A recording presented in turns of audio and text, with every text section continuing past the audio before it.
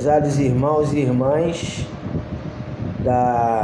do programa Arte Espírita em Foco, hoje este vídeo nós teremos um texto que não é da autoria do J. Martins, é de autoria de uma amiga nossa chamada Luciana Raiol.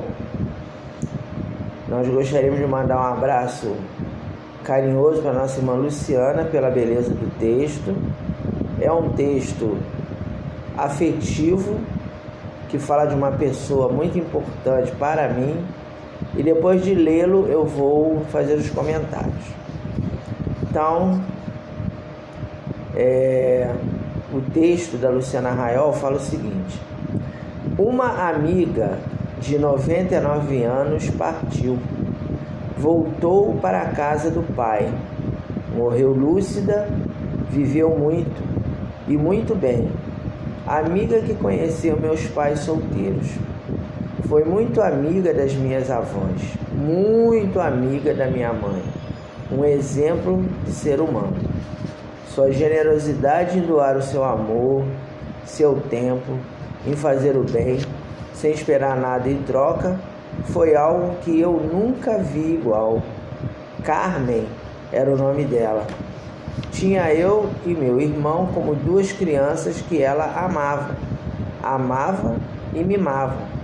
Na sua geladeira não faltava a geleia de mocotó do meu irmão, que vinha da rua todo sujo de futebol e comia em pé mesmo, com a geladeira aberta, como se fosse a sua casa.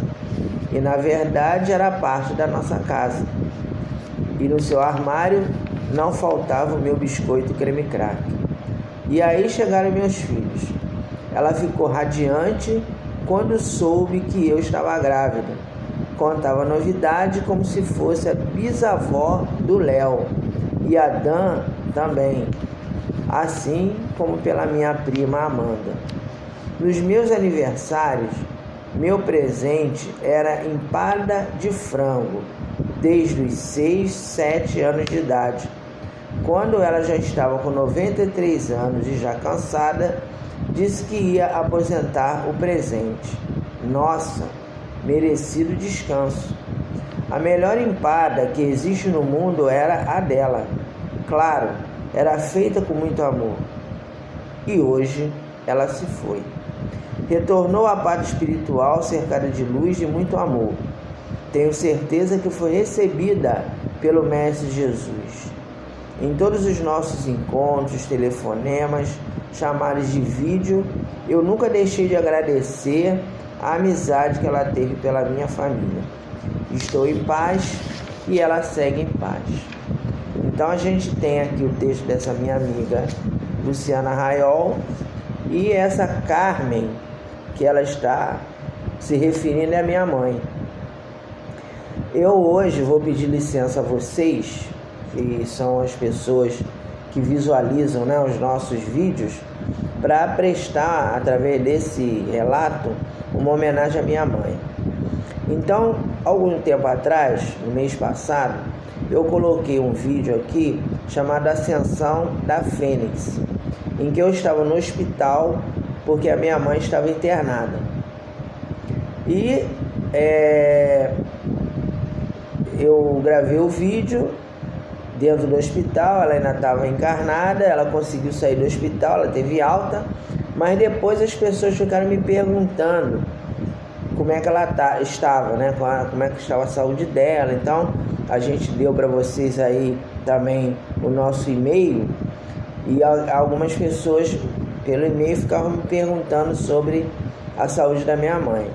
Então, como teve esse contato pelo e-mail que eu forneci para vocês, a gente então está comunicando que agora, nesse mês, no dia 22 de novembro, a minha mãe desencarnou.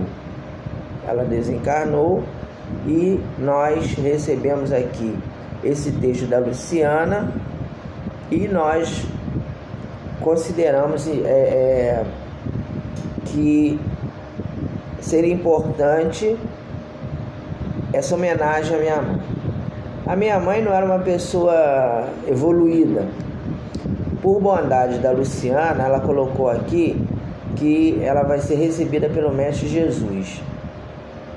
A gente sabe que Jesus tem muitos prepostos, tem muitos bons espíritos que nos recebem quando nós desencarnamos.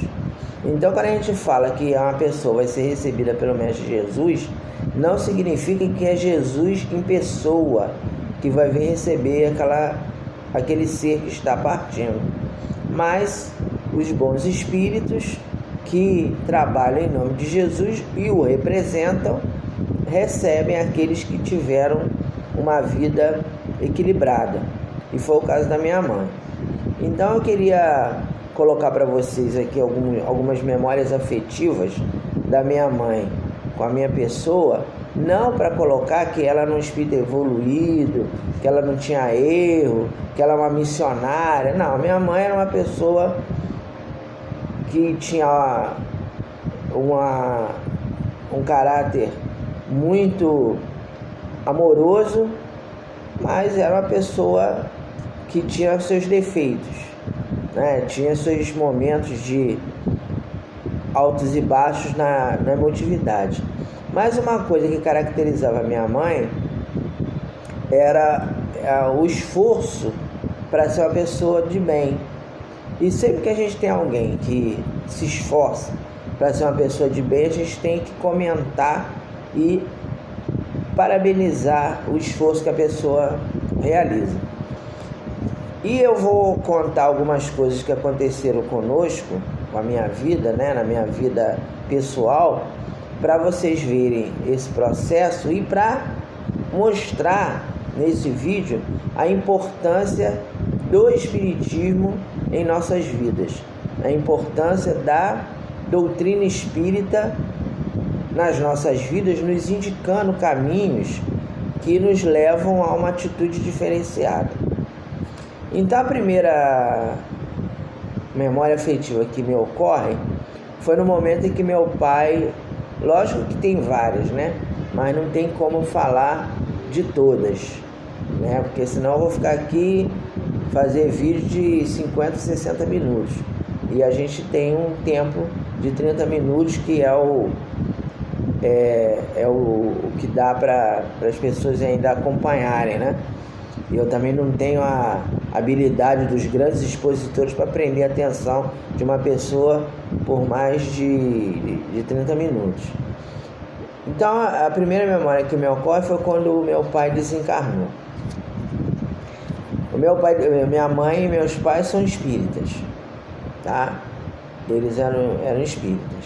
E o meu pai sempre quis que eu me tornasse espírita.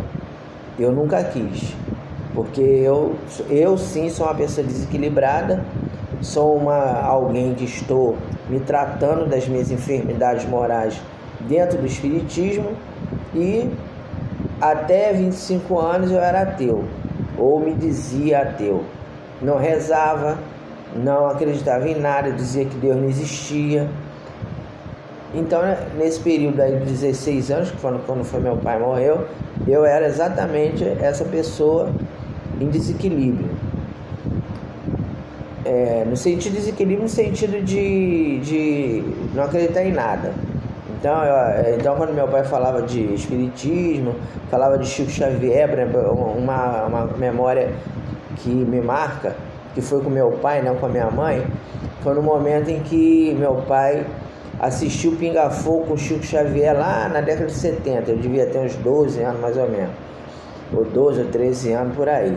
Eu não me lembro exatamente o ano que foi, mas eu me lembro que eu era bem jovem. Aí meu pai falou assim: olha, meu filho, vem assistir aqui que hoje o Chico Xavier vai falar. Aí eu olhei e falei: ah, pai, poxa, esse camarada é chato, esse camarada é todo esquisito aí, com esse óculos grandão aí no rosto, com esse terno aí fora de moda, eu não vou assistir nada. Aí meu pai falou assim: você vai assistir sim, porque um dia você ainda vai ser espírita. Aí, mesmo contra a minha vontade, ele me botou sentado em frente da televisão preto e branco na época, né? A gente não tinha televisão a cores ainda. Vai assistir o Chico Xavier lá pela TV Tupi. E quando eu começava a falar, não sei o que, fica quieto, ouve. ouve, aprende a ouvir. Aí, quando eu fiz 16 anos, eu ainda continuava nesse processo de incredulidade, ele desencarnou. Aí, quando ele desencarnou, o que eu pensei? Bom, eu vou ter que trabalhar para sustentar minha mãe, né? Porque eu sou filho único e precisava, né? A gente precisava continuar vivendo. Aí eu cheguei para minha mãe e falei: mãe, agora vamos ver como é que a gente vai fazer, eu vou procurar um emprego. Aí minha mãe falou assim: olha, o seu pai, o sonho do seu pai era que você estudasse. Então, você não vai abandonar os estudos. Você vai continuar estudando, você vai fazer o vestibular e você vai fazer uma universidade. Porque o seu pai me recomendou que depois que ele morresse, que eu me encarregasse da sua educação.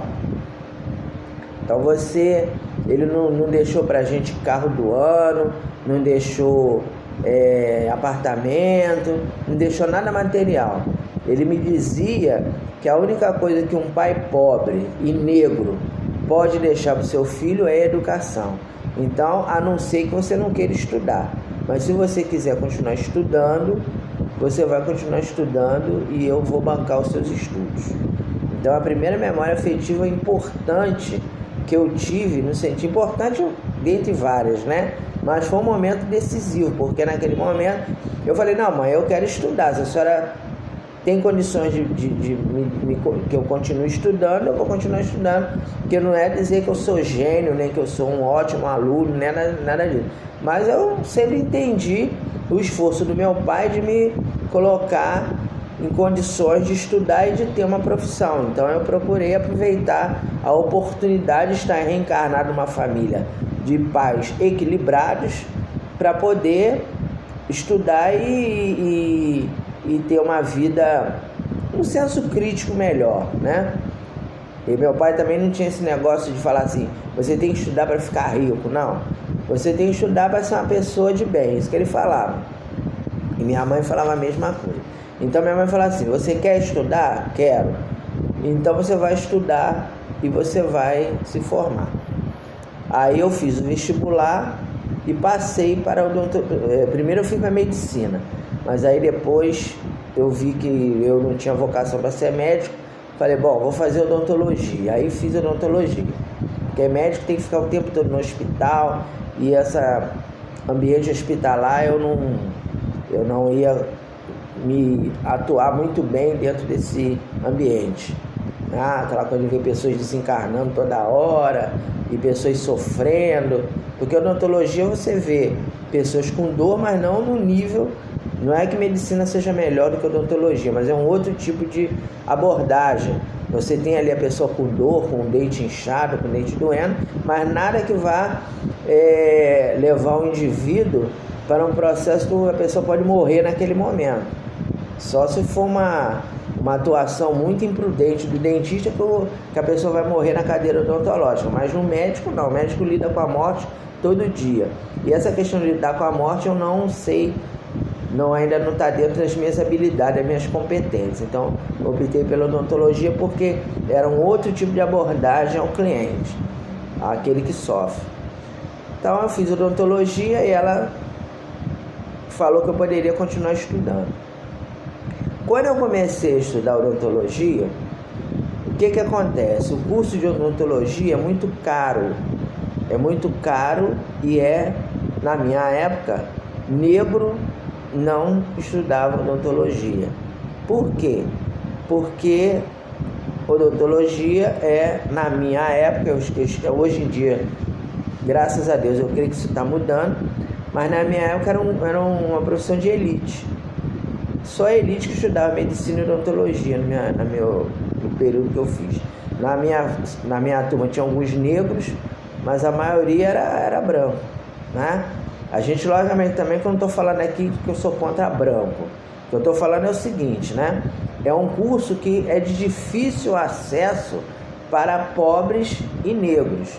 Eu não tenho nada contra branco, estou falando que branco é culpado de nada. Eu estou apenas colocando que no meu período de estudo, eu constatava que era uma profissão que para quem era negro e pobre era mais difícil por causa do custo dos livros e o custo dos instrumentais.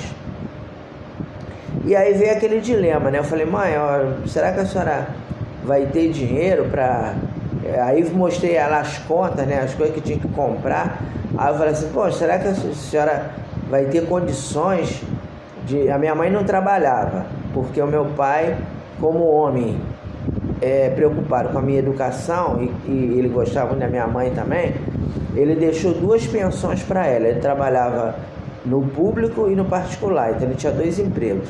Então minha mãe recebia 2 pensões, mas ela soube administrar muito bem o patrimônio que meu pai deixou, que ela podia pegar o dinheiro e gastar com ela, viajando, comprando roupa, comprando móveis, porque tem pessoas que quando tá com dinheiro assim na mão, começa a gastar com coisas que não tem nada a ver. Ela soube administrar o patrimônio que meu pai deixou muito bem. Não é uma pensão gigantesca, não um valor exorbitante, mas é o suficiente para nós 2 sobrevivermos e ainda para que eu pudesse estudar o curso universitário. Aí eu mais uma vez procurei ela e falei, mãe, será que vai dar? Se você quer estudar, eu vou bancar os seus estudos. Eu vou realizar o sonho do seu pai, que era ver você formado. Seu pai queria que você estudasse. Queria que você fosse alguém que pudesse fazer um curso universitário. Então eu vou bancar os seus estudos. Você não se preocupe que eu banco você sem trabalhar, só estudando. E aí fiz o curso de odontologia, me formei com 23 anos. Aí quando eu me formei, outra vez outro dilema financeiro. Mãe, como é que eu vou montar meu consultório? Eu não tenho... Consultório dentário é caríssimo para você montar, né? Todo mundo sabe disso, né? É muita coisa que tem que comprar, é raio-x, é estufa. Ela falou assim, olha, o seu pai, quando ele morreu, ele deixou para mim, para nós, um seguro de vida. Esse seguro de vida está na poupança. Eu sabia que ela tinha deixado na poupança, né? Mas ela falava que era para falar, ela falava assim, esse dinheiro aqui deixa rendendo que um dia a gente vai usar para alguma coisa útil, não é para gastar, é para guardar, para a gente usar no momento certo. Aí ela falou assim, olha, o dinheiro que eu tenho na poupança, eu vou comprar o seu consultório. Você não se preocupe que eu vou te dar um consultório, o teu pai vai te dar um consultório. O dinheiro está guardado, está rendendo. E aí fomos lá, ela foi lá na poupança, pegou o dinheiro e aplicou na compra do consultório. Foi meu primeiro consultório, né? Eu trabalhei durante o período que foi estipulado, né? Foram 22 anos que eu trabalhei como dentista. Depois eu saí da odontologia e busquei outras opções, mas ela em todo momento ela me apoiou também quando eu resolvi não trabalhar mais como dentista. Ela falou assim, se você decidiu isso, eu estou com você. Não vou te condenar porque você está buscando outras alternativas. Então, sempre do meu lado, sempre me dando força.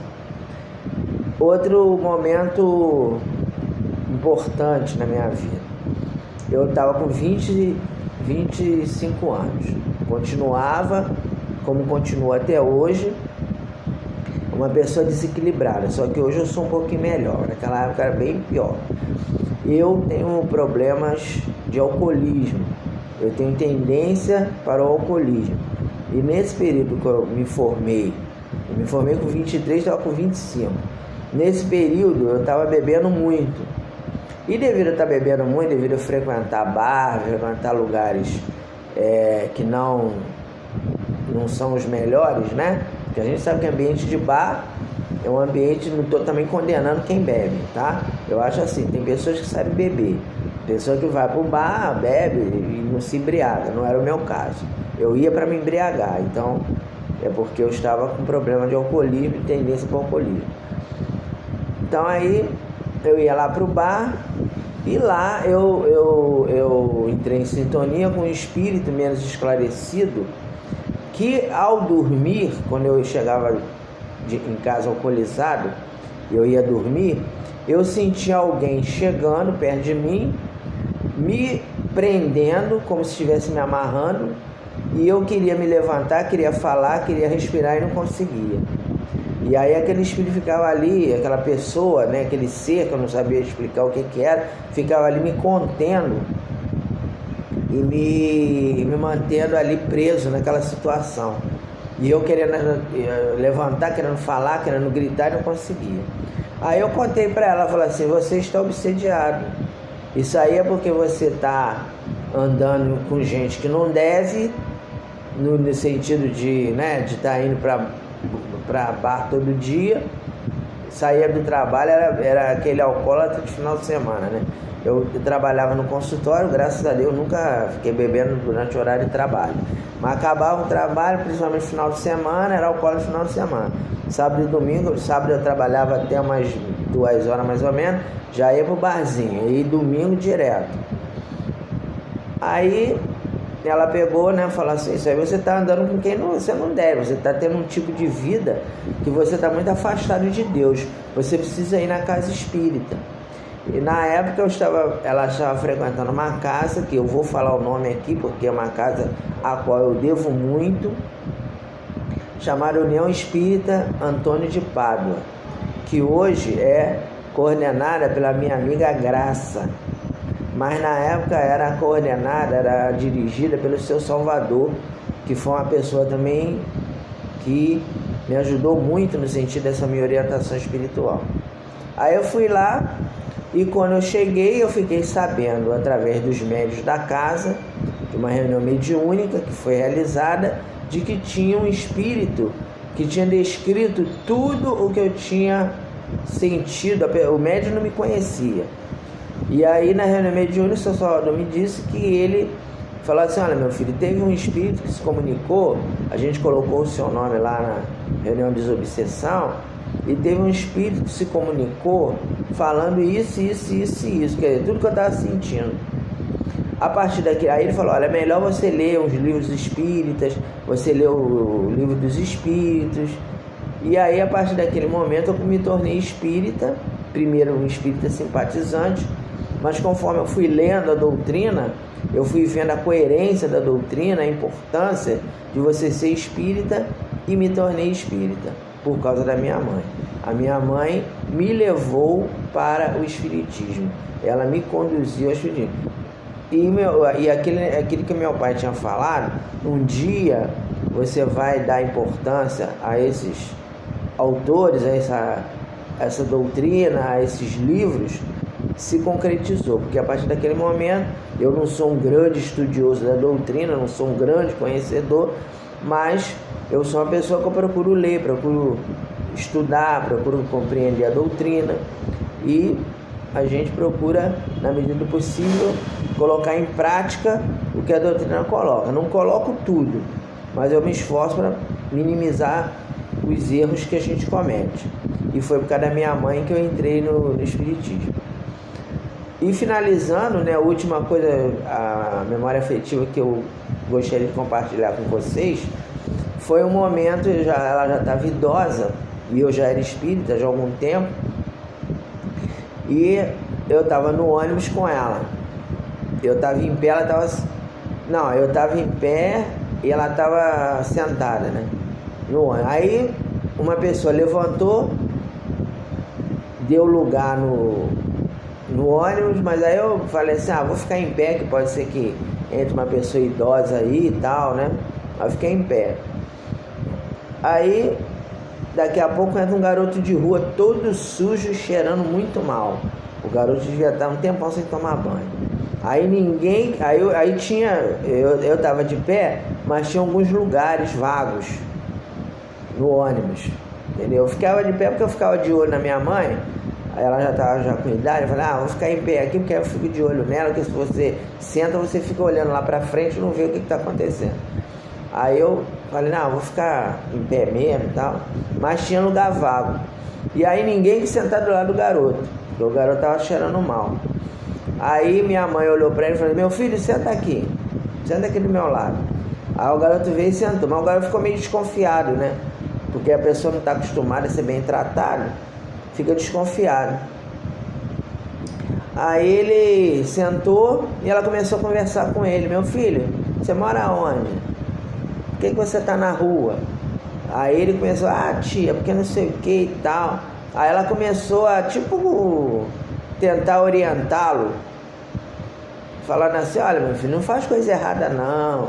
Aí ele, tia, mas eu não tenho mãe, não tenho pai, não sei o quê. Aí ele, pois é, meu filho, mas procura uma religião, eu sou espírita, procura uma casa espírita, vê se você consegue ajuda, tem lugar que em casa espírita, lá no nosso centro, infelizmente, a gente já não tem esse tipo de atendimento assim a morador de rua para botar a pessoa abrigada, nem nada disso. A gente atende na medida das nossas possibilidades, mas tem casa espírita que a gente sabe que até essa pessoa precisar de emprego, de algum acolhimento, aquela área de promoção social, a casa espírita ajuda, né? Aí minha mãe falou, olha, vê se você acha aí um centro que possa arranjar um lugar para você morar, dê uma roupa limpa para você, um lugar para você tomar banho. Aí começou a dar conselho a ele, e o garoto meio refratário, né? Porque o garoto de rua, ele já tá revoltado, né? A maioria deles às vezes tá revoltado, né? Porque a sociedade não dá a ele oportunidade, ele fica revoltado, né? Só se for um espírito evoluído que vai ficar tranquilo, mas geralmente a pessoa fica revoltada. Aí ela, não, meu filho, não faz isso não, não faz coisa errada não. Aí ele, tia, mas eu uso crack porque também com essa vida que eu levo, o que a senhora quer? Ela, não, meu filho, não faz isso, não fica usando crack, que você vai acabar roubando ou sendo preso e tal, né? Aí o garoto ficou meio assim. Não, lógico, ele não ia naquele pouco período, não ia mudar. Mas foi uma coisa interessante que quando ele levantou, falou assim, tia, muito obrigado por a senhora ter conversado comigo. Porque eu passo dias e dias e ninguém olha para mim, ninguém fala comigo. A senhora em muitos dias foi a pessoa que falou comigo. Então esse exemplo da minha mãe também é uma memória afetiva que me marcou. Porque eu como espírita, não teria tanta habilidade para chegar e falar com aquele garoto. Então ele foi acolhido naquele momento pela minha mãe e ela me deixou um exemplo de afabilidade e doçura que a gente tem que ter com as pessoas, independente se são consideradas pessoas marginalizadas ou não. Então, pessoal, essa aí é a minha mãe, né? Não sei se vai servir de exemplo para alguém, mas para mim foi um grande exemplo, para outras pessoas também. E eu vou deixar aqui esse vídeo para vocês como uma homenagem à minha mãe, de eu falar para vocês como ela era, não no sentido de querer endeusá-la, de querer botar no pedestal, dizer que ela era uma pessoa missionária, que não errava, que era muito boa demais, né? Não, era uma pessoa esforçada, era uma pessoa que tinha aquele entendimento de que ela precisava ser melhor. E isso é importante, porque para a gente chegar à condição de missionário ou à condição de uma pessoa sem erro, né, tem que começar de baixo, tem que começar nessas ações diárias de renovação e principalmente sendo alguém que dá suporte aos seus familiares, porque o pouco que eu consegui na vida de equilíbrio emocional foi porque a minha mãe me deu o suporte. Então, finalizando, eu deixo para vocês a leitura de um livro chamado A Mãe que Desistiu do Céu, dizendo sobre uma mãe, que conta a história de uma mãe que ela estava no céu e ela perguntou se ela poderia levar o filho dela para morar com ela. Aí os espíritos, né, falaram, não, seu filho vai ficar lá no inferno, que ele é um pecador.